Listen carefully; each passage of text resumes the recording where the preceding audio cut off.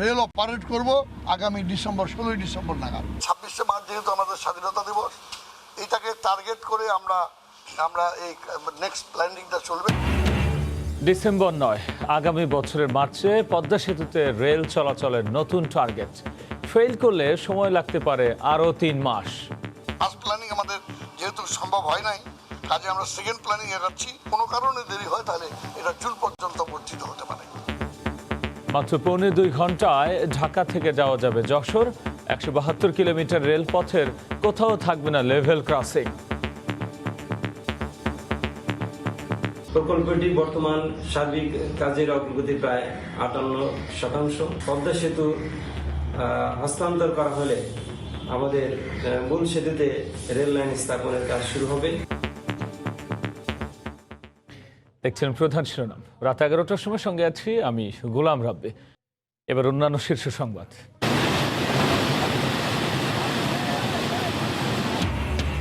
উজানের ঢলে বিপদসীমার উপরে সুরমা কুশিয়ারা, তলিয়েছে বোরো ধান, পানি বাড়িঘর রাস্তাতেও।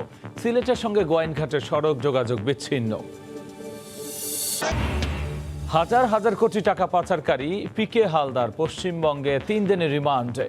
চুক্তির আওতায় ফিরিয়ে আনতে কাজ শুরু, অর্থ ফেরত পাওয়া নিয়ে অনিশ্চয়তা।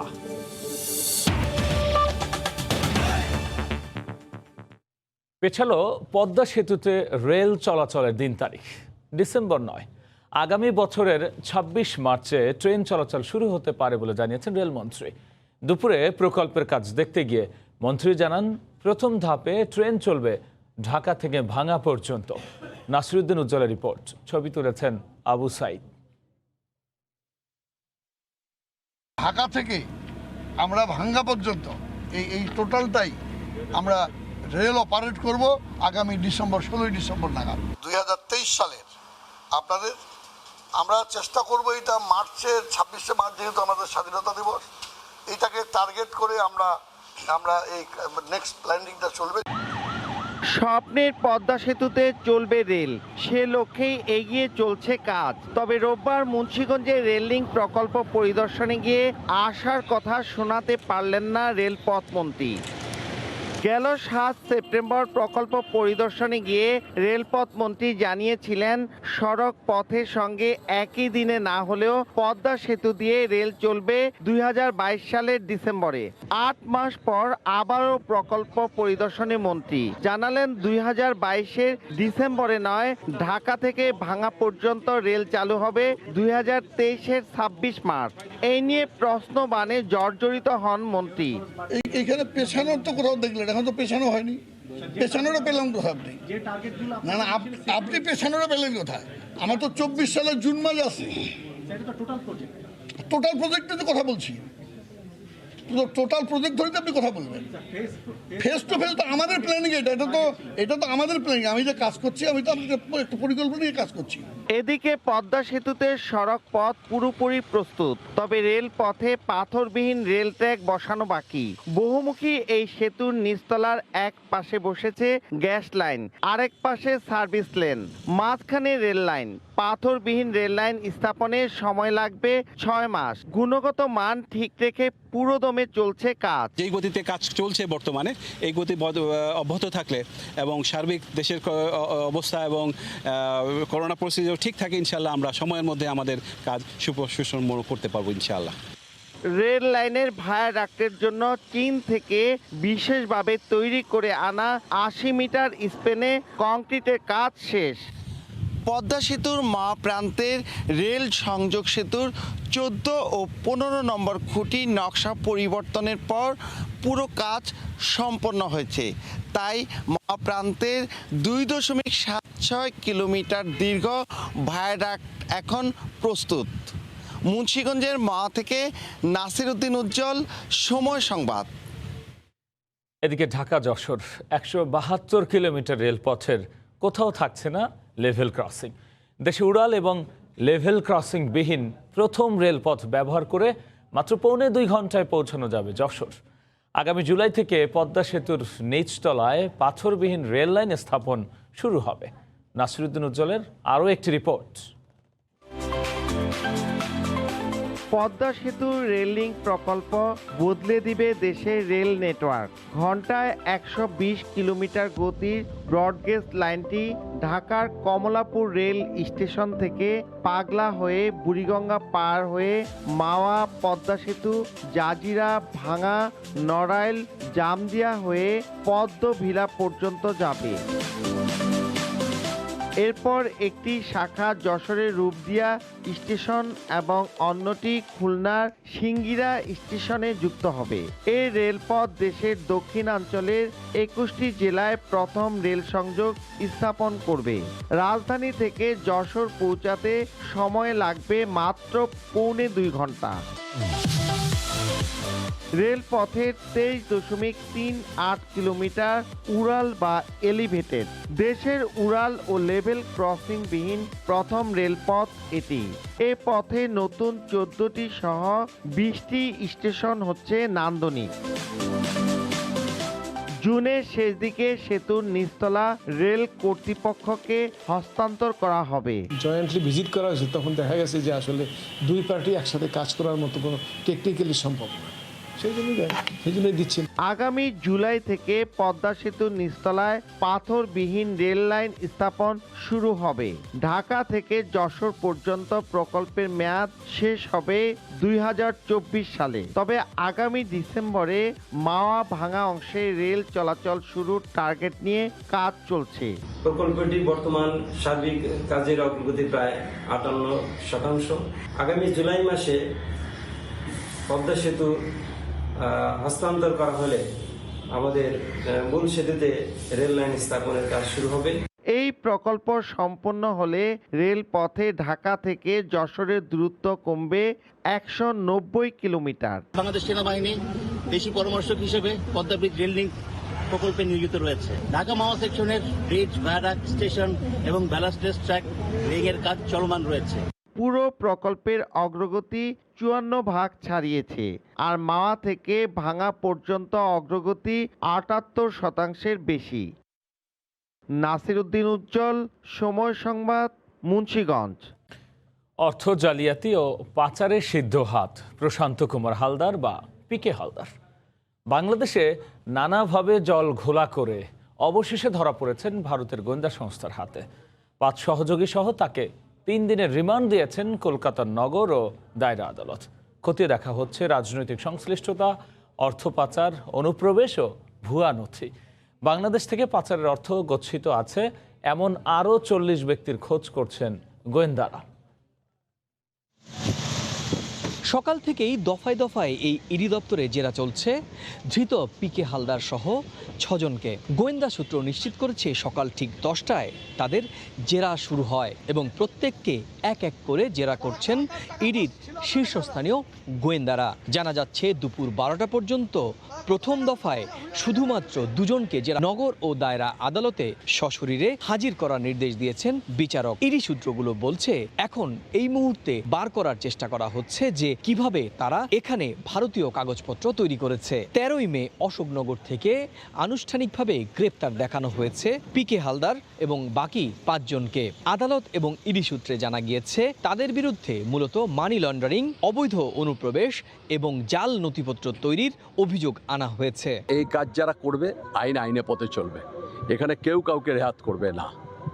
যে সব কাজের সাথে যুক্ত থাকবে তাকে গ্রেপ্তার করা হবে। ইডির গোয়েন্দারা এখন খতিয়ে দেখছেন এই জাল নথিপত্র ঠিক কাদের মাধ্যমে তৈরি করা হয়েছে এবং যে টাকা বাংলাদেশ থেকে হুন্ডি বা হাওলার মাধ্যমে আনা হয়েছিল সেই টাকা স্থানীয়ভাবে কোনো রাজনৈতিকভাবে ব্যবহার করা হয়েছে কিনা। কারণ 2019 সালের পর পশ্চিমবঙ্গে 2021 সালে বিধানসভা নির্বাচন ছিল, এছাড়াও বেশ কয়েকটি পৌরসভা নির্বাচনও রয়েছে। সেই নির্বাচনগুলোতে এই বাংলাদেশ থেকে আসা অবৈধ টাকার ব্যবহার হয়েছে কিনা, অশোকনগর কিংবা উত্তর 24 পরগনা জেলার প্রভাবশালী কোনো রাজনৈতিক ব্যক্তির কাছে সেই টাকাগুলো রয়েছে কিনা, কিংবা কোনো রাজনৈতিক প্রভাবশালী ব্যক্তির ছত্রছায়ায় পিকে হালদার এখানে তার এই বিশাল সাম্রাজ্য গড়ে তুলেছিলেন কিনা, সেটি কিন্তু কেন্দ্রীয় এই গোয়েন্দা সংস্থা খতিয়ে।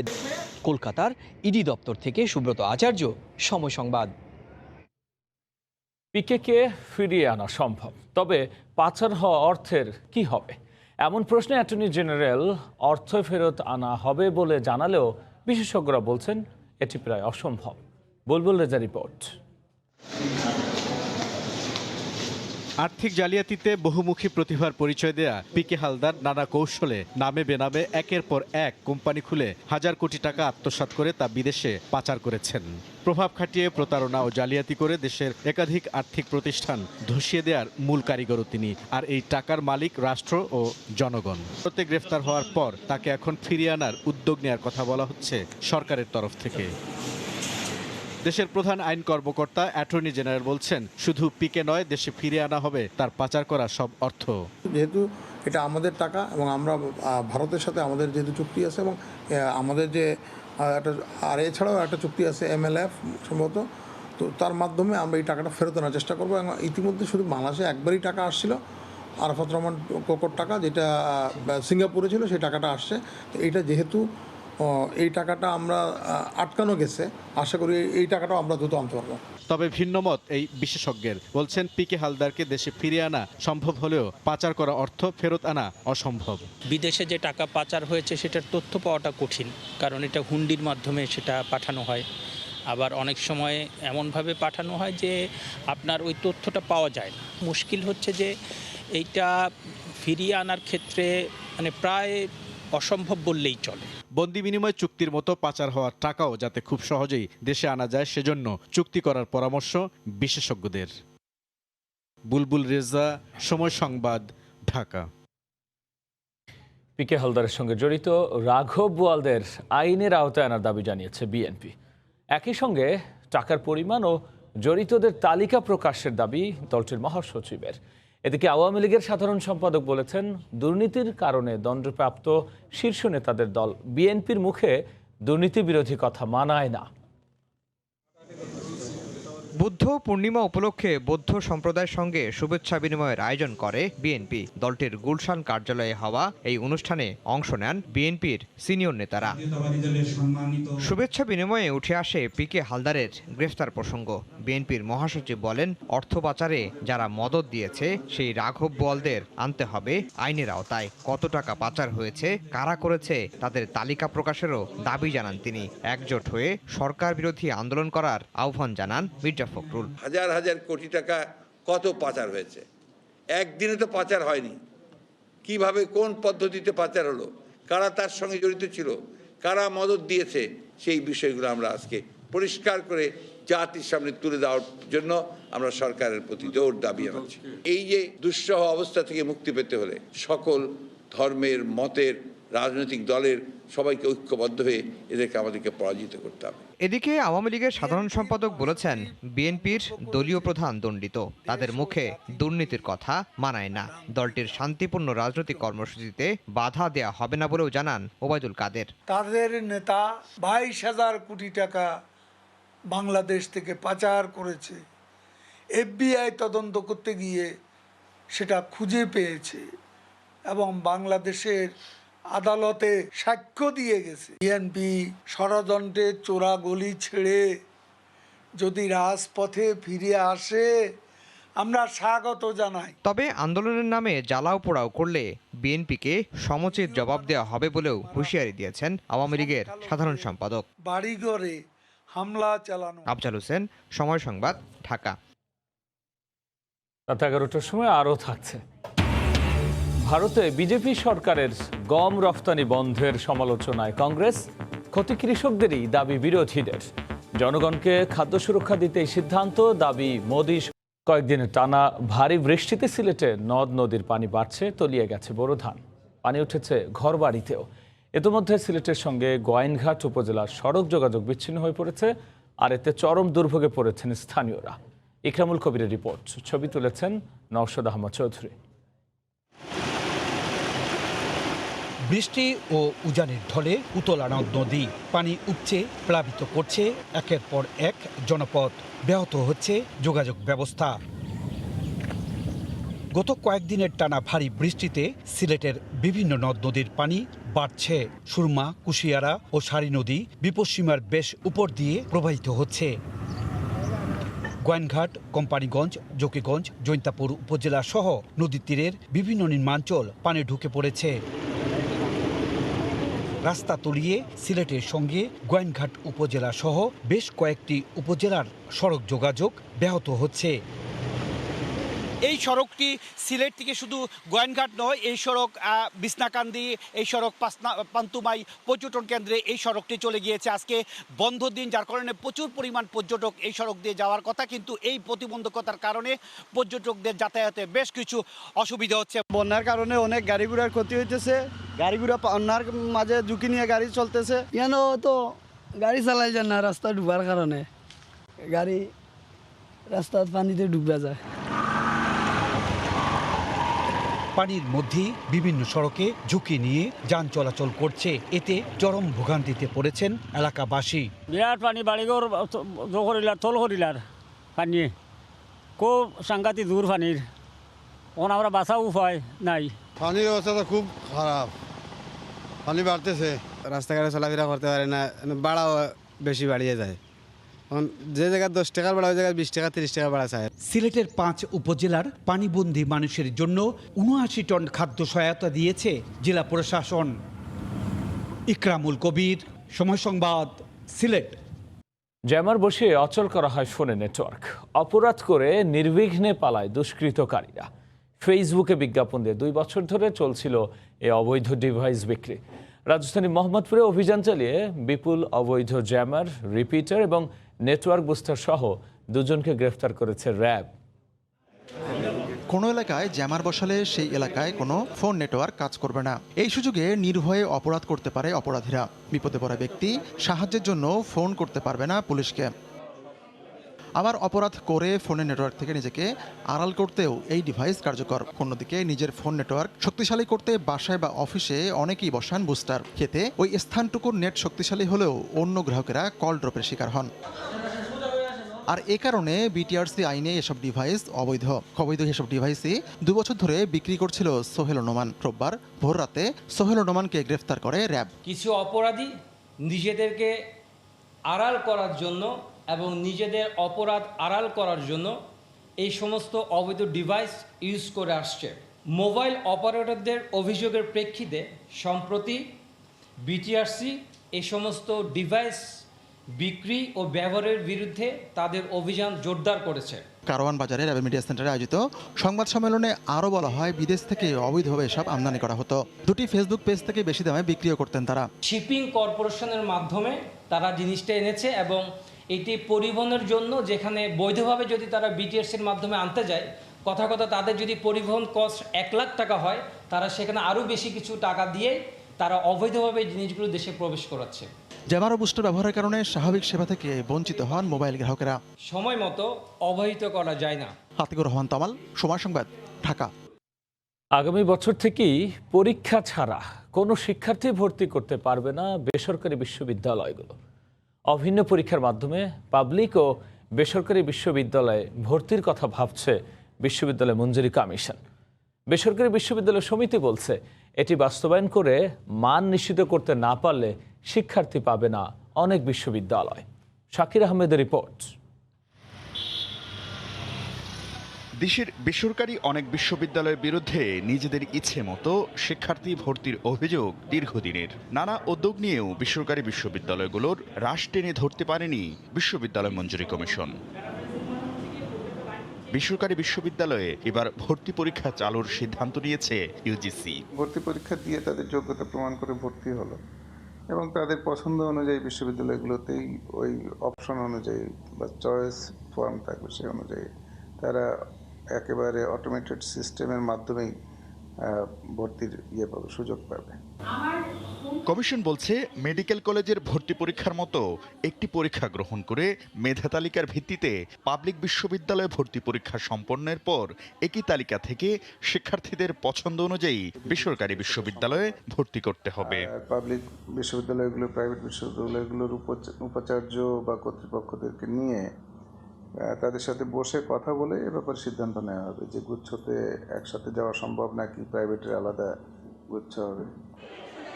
বেসরকারি বিশ্ববিদ্যালয় সমিতি বলছে, এতে মান নিশ্চিত করতে না পারলে প্রতিযোগিতায় টিকতে ব্যর্থ হয়ে শিক্ষার্থী হারাবে অনেক বেসরকারি বিশ্ববিদ্যালয়। কোনো কলেজ কিন্তু ছাত্র পাচ্ছে না, সেটা কোনো বিশ্ববিদ্যালয়ের ক্ষেত্রে ঘটতে পারে।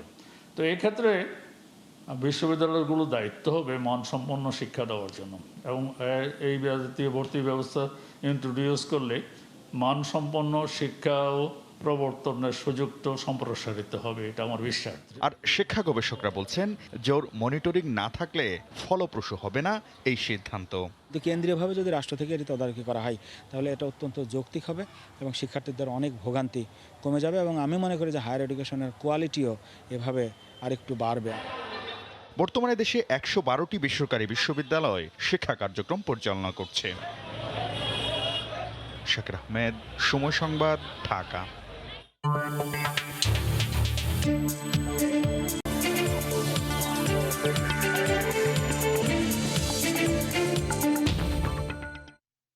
ভারতের কেন্দ্রীয় সরকারের গম রফতানি বন্ধের সমালোচনা করেছে দেশটির প্রধান বিরোধী দল কংগ্রেস।